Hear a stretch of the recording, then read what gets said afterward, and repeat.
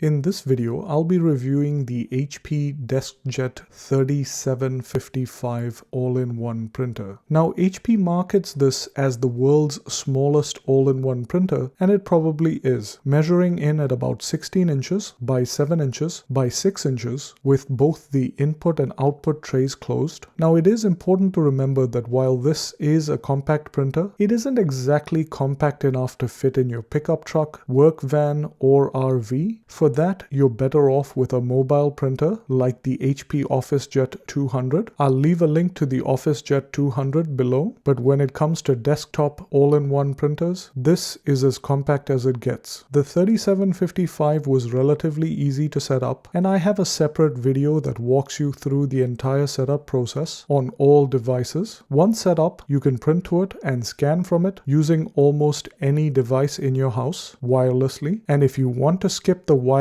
setup altogether, you have the option of connecting it directly to a computer via the USB port on the back. The USB cable isn't provided with the printer. I'll leave a link to one that'll work right below the video. Like other printers in HP's current lineup, almost all the setup, printing, and scanning is handled through a smartphone or computer. There are very few controls on the printer itself. The print speed is decent for both black and white and color prints, about what you'd expect from an entry-level inkjet. Similarly, the print quality is also decent, and both the color and black and white prints are good enough for daily home printing tasks. As you can see from these test pages, the printer pulls paper from the 60-sheet open paper tray. I'm not a big fan of open paper trays, as paper tends to sit in these trays and collect dust over time. However, I can understand why HP went with this design to make the unit more compact. The 3755 uses the 65 series black and tricolor cartridges. If you're looking to print more regularly, I recommend upgrading to the 65XL instead, as this is much easier on your wallet in the long run. I'll leave links to both the 65 and 65XL series cartridges below. The output paper tray also folds away when you're done to maintain the printer's compact footprint. Now, one major casualty of this obsession with compactness is the scanner. The DeskJet has this rather odd document feeder that only allows you to feed one sheet at a time. The design of this feeder is awkward, to say the least, and gives you very little feedback as to whether the sheet you are scanning or copying has been correctly fed. Does it work? Yes. Is it an ideal way to scan and copy documents? No. But again, the objective was making an all-in-one that was very compact. I just wish they had found a little less clunky way to feed documents. Despite the weird scanning system, the printer's scan quality is comparable to other entry-level all-in-ones, and scanned documents can be stored both as PDFs and JPEGs on almost any smartphone or computer using the HP Smart app. The printer's build quality is also decent, and there really are no red flags or concerns. So should you get the HP DeskJet 3755? Well, it all really depends. If you have a really small desk or office and want a super compact all-in-one printer that you'll use occasionally, the DeskJet 3755 is a decent option. However, if compactness isn't a concern, I recommend going for something more traditional like the HP DeskJet